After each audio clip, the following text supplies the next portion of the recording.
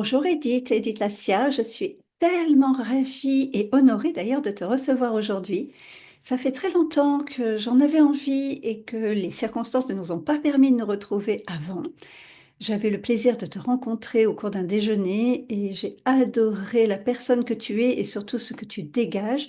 Et d'ailleurs, je ne suis pas la seule puisque si je ne me trompe pas dans les chiffres, il y a plus de 10 000 personnes que tu as, qui te suivent au quotidien. Tu es une leader internationale, tu fais des conférences, tu es chamane. Mais je préfère que tu te présentes, j'aurais trop peur de mal te présenter. Et je vais avant, pardon, saluer tous nos auditeurs. J'ai oublié, je suis tellement captivée par cette interview que j'en oublie l'essentiel. Bonjour à tous et je suis ravie de vous présenter Edith aujourd'hui.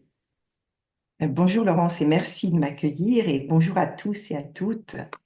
En effet, l'exercice que tu me proposes n'est pas le plus simple, se présenter. Quand je le fais avec humour, je dis j'ai 120 ans, je sais que ça ne se voit pas, mais j'ai eu 6 vies très très intenses. Alors, qui je suis? Ben, je suis d'abord, aujourd'hui, je suis une femme d'engagement, je suis une mentor et j'aide des milliers de femmes, principalement, quelques hommes, mais des milliers de femmes à trouver leur vraie puissance et à la trouver pour l'ajuster au monde d'aujourd'hui. Parce qu'on a de plus en plus besoin d'un féminin fort, à l'intérieur, bien, bien ancré dans sa puissance et qui puisse co-créer un monde différent. Et pour ça, ça a été très long, c'est un long chemin parce que j'ai passé 20 ans dans le marketing. J'ai eu le privilège d'avoir des postes importants, notamment dans le luxe. J'ai eu des mentors comme Jean-Louis Servan-Schreiber à l'Expansion, qui était président du groupe Expansion, j'avais 25 ans. Puis Alain-Dominique Perrin, qui m'a fait rentrer dans le groupe Cartier à 28 ans, où j'étais nommé Area Manager et j'ai couvert la moitié du monde. Puis Yves Saint-Laurent pour le monde. Puis à 39 ans, j'ai eu je dirais presque une épiphanie. Je me suis dit, mais j'ai fait beaucoup de choses. Ça faisait presque 18 ans que j'étais dans le marketing et je commençais à me dire, ouf, il y a autre chose dans la vie. Et j'ai écouté mon cœur et mon cœur me disait, il y a un espace pour toi qui t'attend et c'est l'art. Et là, je quitte le marketing et je rentre dans un atelier de la Renaissance où j'apprends les techniques du Quattrocento, à peindre comme les artistes du 15e siècle, les précurseurs de la peinture à l'huile, donc le nombre d'or, les constructions orthogonales, peindre à tempéra, les glacis.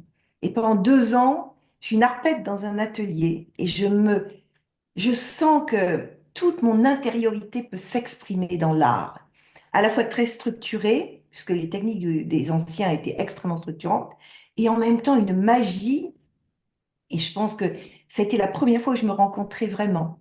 En parallèle, j'ai rencontré des chamans, des druides, des thérapeutes, des gens qui étaient vraiment dans une recherche, une quête existentielle, et, et puis petit à petit, c'est dessiné en moi un chemin où j'ai rencontré, et j'étais, en tout cas, on m'a reconnue comme chamane. C'est pas une décision, ça a même été une lutte pour moi de, je voulais pas être ça. Et qu'est-ce que c'est? Ben, c'est peut-être simplement une connexion à l'invisible, une capacité d'aller au cœur de l'humain, au cœur de cette grande matrice qui est l'univers, percevoir l'invisible, percevoir le subtil. Et ça, c'est une autre partie du chemin. L'art m'a amené à devenir critique d'art. Donc, j'ai co-créé un magazine d'art contemporain, Expo Revue, qui existe toujours. Il y a des centaines de milliers de personnes qui nous suivent et j'ai beaucoup écrit sur l'art. Là aussi, j'ai découvert que la plume au service d'un artiste, c'était rentrer dans son monde et le partager, le diffuser, le divulguer. Et puis en 2012-2011, je rencontre un Québécois, Martin Latulippe, qui faisait des conférences sur le développement personnel. Et j'ai eu à nouveau une épiphanie. Et je me dis, mais si aujourd'hui j'acceptais de transmettre cet étrange persona que je suis avec un mélange d'artistes, de femmes structurées, de marketing, de luxe, de simplicité, tout ça au service d'eux. Et puis ce qui m'est arrivé, c'est vraiment, mais les femmes aujourd'hui on vient de loin. On vient d'un monde construit, pensé par et pour les hommes. Je regardais cette semaine notamment la saga de George Sand. On voit bien d'où nous venons. Et ça a été une sorte de révélation à l'intérieur de moi. C'est à ce moment-là qu'on s'est rencontrés. je me suis dit, euh, j'avais donc presque 60 ans, qu'est-ce que je peux apporter à toutes ces femmes pour qu'elles aient envie de rayonner? Puis j'ai commencé à construire des programmes en ligne, j'ai découvert l'univers du web que je ne connaissais pas. Et là, il fallait se mettre en lumière. Et ce n'était pas évident. Donc comment? Ben, c'est par la passion, par la conviction, par le désir de donner. Et aujourd'hui, je suis cette espèce de femme publique qui, à son insu, est devenue une femme publique, mais au service d'un féminin éclairé, éclairant, inspiré et inspirant. Voilà. Quelle magnifique présentation. Et je t'écoutais très attentivement et j'ignorais que tu avais rencontré Martin Latulippe, qui a été un vrai déclic pour moi aussi, puisque je me suis inscrite à l'Académie Zéro Limite en 2023, qui m'a donné énormément d'élan pour être là où je suis aujourd'hui. Et je continue bien sûr de me former auprès d'autres personnes tout aussi inspirantes. Mais c'est un élément que je n'avais pas quand on s'est rencontrés et comme quoi le timing est parfait. Tu parles beaucoup des femmes et des femmes qui méritent de rayonner. Et qui souvent ne connaissent pas le chemin et je suis tout à fait d'accord avec toi pour ouvrir ce chemin est quelque chose d'essentiel. Tu as écrit une très jolie phrase et je vais la lire parce que je ne voudrais pas l'abîmer. Ta phrase, c'est: Votre vie est le message que vous laisserez au monde, rendez-la inspirante. Et j'ai adoré cette phrase.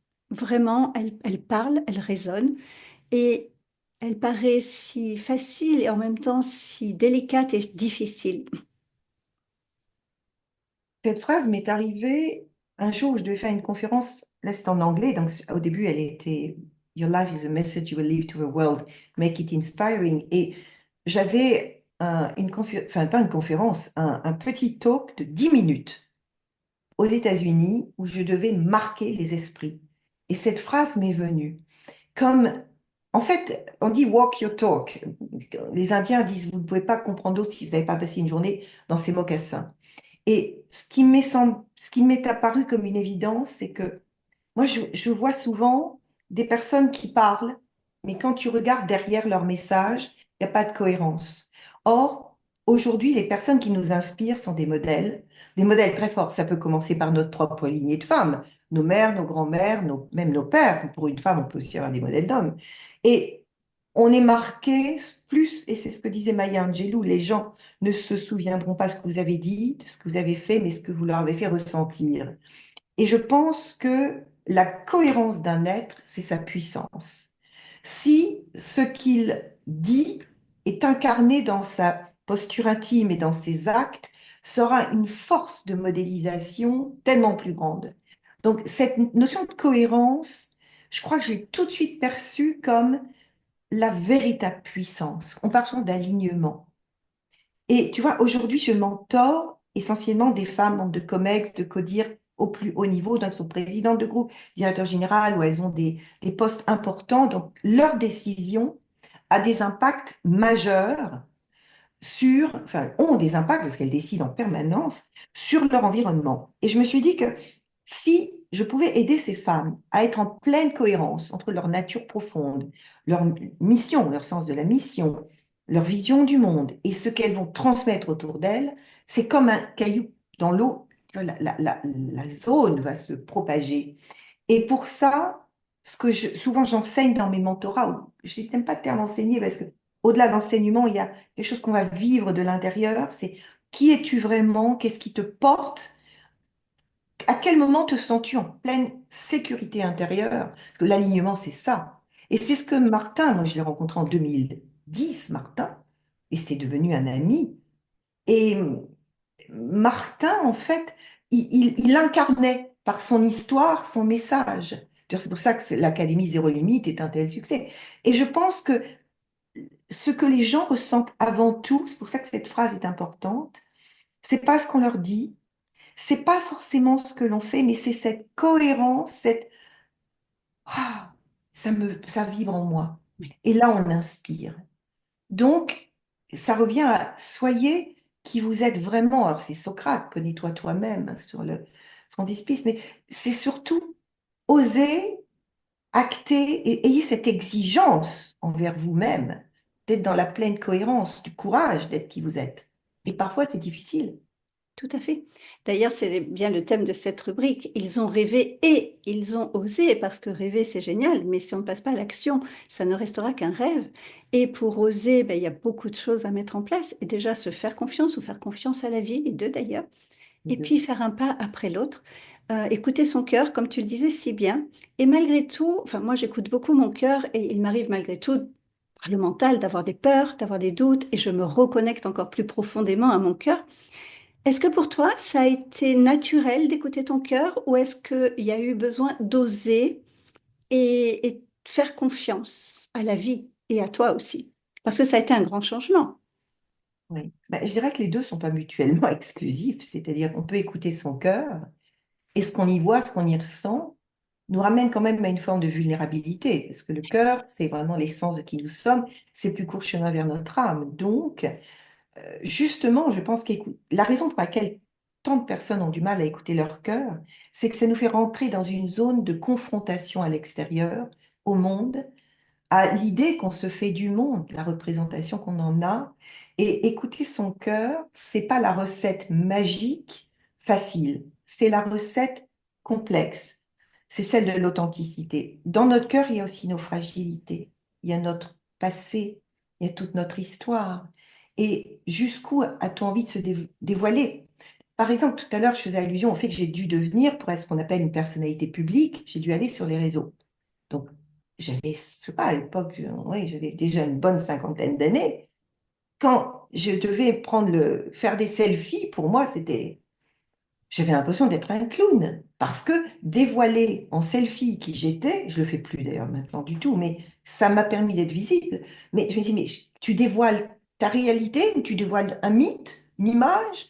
Et pour ça, écouter son cœur, c'est quoi? Ben, c'est d'abord accepter d'être qui on est et se connaître vraiment. Et se connaître, c'est connaître ses failles, ses fragilités, c'est connaître ses forces, oser les assumer, c'est savoir à quoi on a envie de servir dans le monde. C'est la question finale, qu'as-tu fait de ta vie? Et la question finale, souvent, quand on lit les textes sacrés, c'est l'amour.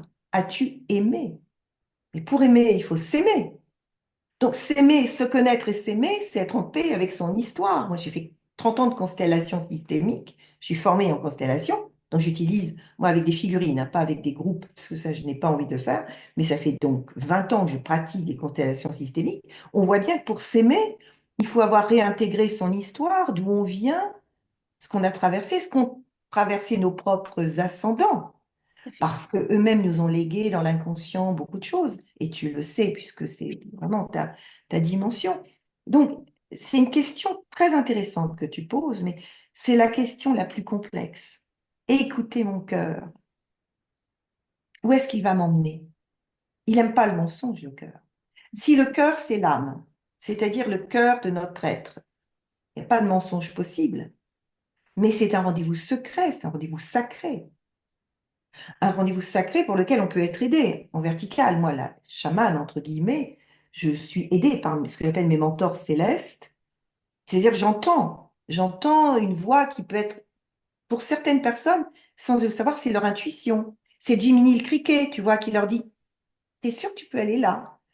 Quelle que soit la forme, le nom qu'on lui donne, on a tous une conscience quelque part, juste, pas juste, bien, pas bien. Moi, je l'appelle mes mentors célestes parce qu'il y a une forme de sagesse verticale assez puissante qui arrive, mais on a tout ça. Et c'est ça l'écoute du cœur. C'est écouter cette voix à l'intérieur de nous qui dit, ah, ah, attends, est-ce que tu es sûr que, est-ce que tu es prête à l'assumer, à te redresser? Je suis désolée, parfois je peux partir loin dans Mais mes... au contraire, c'est mais passionnant. En tout cas, j'espère que on ça ne peut passionne pas tout aborder autant ça. nos auditeurs que ça me passionne parce que ça résonne tellement en moi. Écouter mon cœur est quelque chose que je fais depuis toujours et les seules fois où je ne l'ai pas écouté, c'était une erreur. Enfin, c'est pas une erreur, c'est que je devais faire ce chemin pour apprendre d'autres choses. Quand, voilà, enfin, c'est ma façon de ressentir et de voir les choses. Mais malgré tout, quand tu écoutes ton cœur et qu'il n'y a rien de palpable à côté qui peut te mettre en confiance, ça peut être hyper déstabilisant. Et c'est là où oser, je dirais, n'a même pas sa place parce que c'est tellement une évidence que tu prends ce chemin. Mais Il y a d'autres personnes pour qui, bah, c'est ce qu'on appelle souvent sortir de sa zone de confort, c'est un petit peu plus délicat. Et j'aime ce mot de oser parce que ça montre tout cet élan entre ce que je veux et ce que je suis prêt à faire pour l'avoir. C'est cet élan-là qui me passionne. Oser, c'est s'autoriser le risque. Oui, Et tu vois, je disais que les personnes que j'ai choisi de mentorer, maintenant, je suis en dernière décennie de ma carrière quand même. Euh, donc, j'ai choisi vraiment de me poser là-haut où il y a des impacts majeurs dans les rôles de ces femmes qui sont dans ce qu'on appelle les cercles de gouvernance. Oser être vraiment pleinement soi, écouter son cœur dans un monde qui est dur, qui est carré. C'est aussi montrer un chemin aux autres. Mais ça demande d'être en permanence en équilibre entre la conscience de l'environnement dans lequel on est, qui est ce qu'il est. Et on voit bien en ce moment, c'est un monde extrêmement complexe, fragile, incertain, violent. Comment je peux placer de façon magistrale cette cohérence avec mon cœur?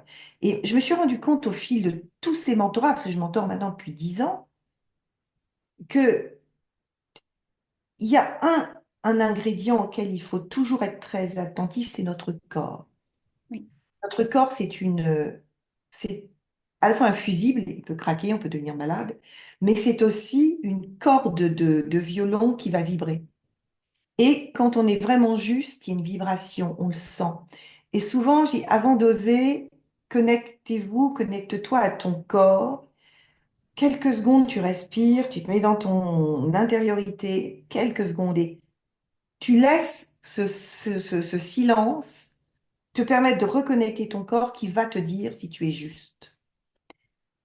Je crois beaucoup à la vertu du silence. C'était d'ailleurs ma dernière conférence sur le campus, la stratégie silencieuse des femmes d'influence. Le silence, c'est cet espace qu'on s'autorise, où on se coupe momentanément de toute influence extérieure pour revenir par le corps à cette perception de la justesse intérieure et intime. Et ça, c'est une clé de simplicité avec toutes ces années. Hier, j'avais un échange avec quelqu'un qui est président d'une grande alliance française à l'étranger.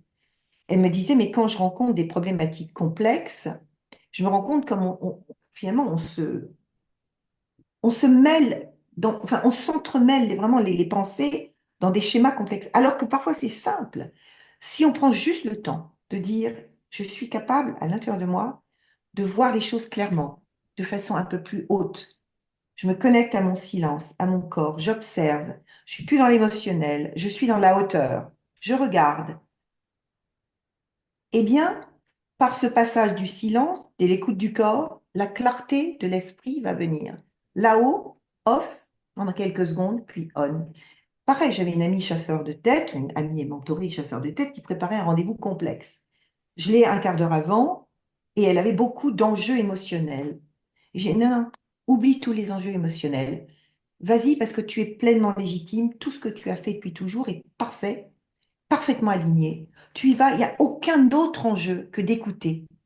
Et elle m'a envoyé un mot en disant, mais c'est fou. Il y avait en effet, je suis partie sans enjeu, je suis partie détachée, je n'avais rien à attendre et ça a été magnifique parce que l'autre a pu s'exprimer pleinement et librement.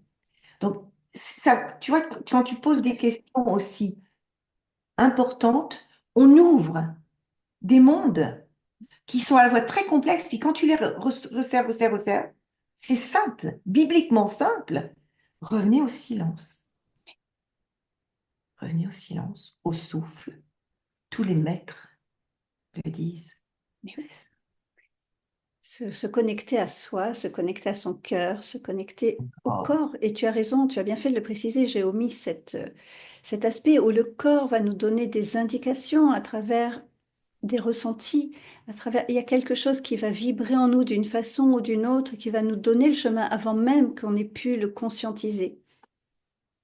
Mm. On parle beaucoup de connexion au cœur. Depuis donc, toutes ces années où je côtoie beaucoup de gens dans le développement personnel, d'excellents, comme David Laroche, que j'ai bien connu, hein, comme Martin. Bon. Mais pour beaucoup de personnes, ce que j'ai pu observer, c'est que l'écoute du cœur est encore restée dans cette couche de l'émotionnel, mais n'est pas encore forcément incarné dans nos cellules. C'est quelque chose de plus puissant et plus subtil. Et mon maître en tai chi, j'ai fait beaucoup de tai chi pendant quelques années, j'en faisais 7 heures par semaine. Quand on arrivait, il nous faisait la posture de l'arbre. J'arrivais, j'avais une tête comme ça. Pa, pa, pa, pa. Il faisait passer par le corps, l'ancrage, les pieds dans la terre, les racines. Et le chemin le plus court vers le cœur, c'est le corps. Le corps et le souffle. Il m'a enseigné ça, et à chaque fois que j'oublie mon corps, je peux avoir l'impression d'écouter mon cœur. Parfois, j'écoute mes émotions. Mais mes émotions, c'est pas mon cœur. Le cœur, c'est plus sacré, c'est plus puissant. C'est c'est un organe qui est relié à l'âme. Bon, je suis désolée si je vous embarque un peu loin, mais Non, non, non, il ne le soit pas du tout. Au contraire, c'est ton espace et tu nous embarques dans ton monde et où tu veux, Edith. il est C'est, simple, le monde, il est tellement simple.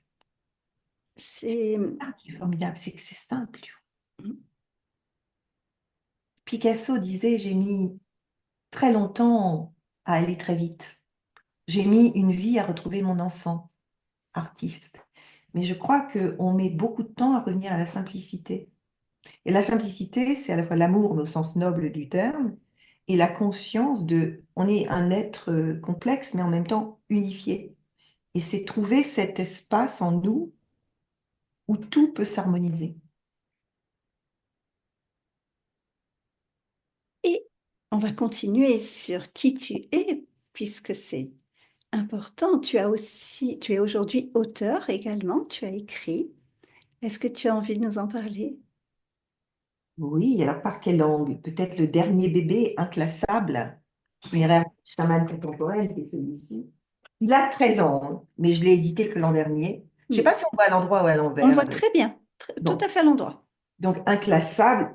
Inclassable, c'est un livre que j'ai écrit il y a oui, à peu près 13 ans. C'est 21 nouvelles, 21 histoires qui retracent un peu les études, enfin le chemin. Je dirais qu'il y a mon chemin de jeune fille qui fait des choix en fonction d'un contexte fraternel, de filles, de pères qui étant passionnés par l'astrophysique, la physique quantique, sœur d'un grand frère que tu as le plaisir de connaître, qui est un homme que je trouve extraordinaire, qui m'a toujours influencé, qui a toujours été une grande image, une maman qui était maman, qui est toujours d'ailleurs 98 ans, bon pied, bon oeil, qui était une femme lumineuse et aimante, puis très intelligente. Et donc, ce livre, c'était comment, c'était justement essayer de comprendre, remonter le temps. J'étais artiste à l'époque, vraiment, je peignais beaucoup, j'avais écrit des poèmes, des petites nouvelles, j'ai eu des prix d'écriture, et je rencontre à Bruxelles, en tant que critique d'art, dans une expo, un texte d'un mètre sur un mètre qui s'appelait Moi, Peau, moi-peau, un texte sublime, et je vois plus les œuvres, je vois le texte, et on me dit, bah, c'est voilà, c'est le type qui est écrit, il est là-bas, il est un petit peu éméché, il était au bar, et je vais vers lui, et je dis, vous savez, j'ai un rêve, j'ai adoré votre texte, c'est d'une beauté infinie, et moi j'écris, puis je suis artiste, et je venais de rencontrer le livre de Fabienne Verdier, qui est une calligraphe remarquable, et c'est un livre avec François Cheng. Et je lui dis, voilà, j'aimerais écrire un livre à partir de mes textes et de mes toiles, toutes mes créations, d'amour et d'énergie, intimement l'autre, tutoie les anges, donc déjà très, très particulière quand même. Puis il me dit, bah, écoutez, on verra, oui, vous voulez que je vous aide? Je dis, bah oui, j'aimerais bien avoir quelqu'un qui ait du recul, et envoyez-moi une petite bio, on verra. Donc je lui envoie une petite bio de 18 pages. C'est là où le truc s'est révélé. J'envoie cette bio avec le site Edith Lacia Art, où il voit toutes mes œuvres. Puis une semaine après, je reçois un mot. Il dit, mais ma chère madame, c'est votre œuvre, c'est votre vie, c'est ça qu'il faut raconter. Et c'est comme ça que c'est venu, moi jamais ça me serait venu à l'idée. Puis on a travaillé, il était à la fois psychanalyste et écrivain, Pierre-Louis Imbert, et on travaillait tous les deux, j'allais voir à Bruxelles, pendant 1 heure, je faisais une séance où je parlais des différentes séquences marquantes de ma vie, puis après il dit, maintenant, écrivez-les. Et notamment l'une était avec un fœtus, une histoire très très forte, il faudrait que tu vois ce que c'est, je suis sûre que ça va te parler. Je l'écris, puis il me dit, oh là là, j'ai ressenti des choses extraordinaires quand vous me l'avez raconté, mais là, c'est plat, hein. Allez, hop, emballez votre copie. Je réécris, puis je lui envoie, elle me dit, bon, on va quand même tenir un peu les chevaux. Vous allez un petit peu trop loin quand même, on va... Et en fait, il m'a aidé à ajuster l'écriture. Et ce livre, c'est devenu 21 nouvelles. Il parle à la fois de comment on devient qui on est, pourquoi les études, les premiers jobs dans le marketing, les leçons de code, des expériences. Pourquoi l'art est devenu une nécessité intérieure dans mon cas. Donc, c'est une expérience artistique. Le chamanisme, c'est le troisième volet. Et puis, l'écriture en tant que critique d'art. Et donc, ce livre, en fait, c'est un chemin de vie qui est, et je ne l'avais jamais édité. Bon, jamais édité. Et puis, il y a un an et demi, Anne Sarkissian, qui est aussi une grande amie de Martin et qui a créé le Symposium des médecines alternatives auquel j'interviens tous les ans. Il me dit, mais écoute, Edith, il faut absolument que tu édites ce livre, il est extraordinaire. En un mois, il était prêt. Je ne l'ai pas réécrit, mais j'ai demandé à Nadèle Lafonta de faire la préface. Et surtout, j'ai créé une œuvre qui est celle-ci, Oui. qui est 21 gestes. Et chaque geste apparaît au fil des nouvelles, avec un petit bout de texte. Parce que c'est la métaphore de la vie qui, geste après geste, prend forme. Et donc, voilà, c'est l'histoire de ce livre. Et dedans, il y a deux nouvelles qui ont eu le prix des lecteurs, parce que je l'avais envoyé dans des concours de nouvelles. On est trois ou 400 auteurs, et deux fois de suite, 2 années de suite. La nouvelle du fœtus, Retour à la Terre, et les trois Camilles aux yeux bleus océan, qui est une nouvelle sur le transgénérationnel. Eh bien, les deux nouvelles ont été nommées dans les 10 meilleures, ont été éditées. Donc, c'est un peu l'histoire du bouquin. Et j'en prépare un autre. En fait, j'ai toute une série de livres dans ma petite frimousse là, qui se prépare. On aura l'occasion d'en reparler. Quel bonheur de t'écouter et on pourrait rester comme ça très longtemps. Nous aurons l'occasion de toute façon de reparler encore. Merci Edith pour ce moment, pour ce temps que tu nous as consacré. Est-ce que tu voudrais rajouter quelque chose avant de conclure ce podcast? Je dirais que si j'avais un conseil à donner, c'est peut-être celui que m'a donné mon père quand j'avais 20 ans, alors que la plupart de tes contemporaines vivent en monochromatique. Tu as choisi de vivre en couleur. Je suis fière de toi, fonce. Osez les couleurs de votre vie. Osez aller vers vous-même. Osez expérimenter même l'impensable. Osez, parce que la vie, finalement, c'est une séquence très courte qui est faite pour être vécue, mangée, dévorée, jouie. Et c'est ça, trouvez le plaisir. Et si vous avez des zones de blessures, parce qu'il y a des blessures parfois très profondes, la phrase de Martine Garcin-Fradé, c'était: vos plus grandes blessures sont le ferment de votre excellence. Et n'oubliez jamais que si vous avez des blessures profondes, elles n'attendent qu'à être transformées en excellence. Exemple, la résilience de Cyrulnik. On a toutes des blessures, plus ou moins profondes, mais plus elles sont profondes, plus une excellence peut en naître. Donc, je crois formidablement en l'humain. Découvrez mon livre inclassable, offrez-vous ce cadeau, parce que vous le vivrez de l'intérieur. Comment, comment on devient qui on est? Comment parfois on se plante et après on en rit? La vie, c'est un immense cadeau. Complètement. Je suis 100% d'accord avec toi. Quel bonheur. Merci, merci Edith, vraiment de ce cadeau parce que ton temps est très, très chargé, on va dire. Merci de nous l'avoir accordé. Merci à vous tous pour vos écoutes. On se retrouve la semaine prochaine.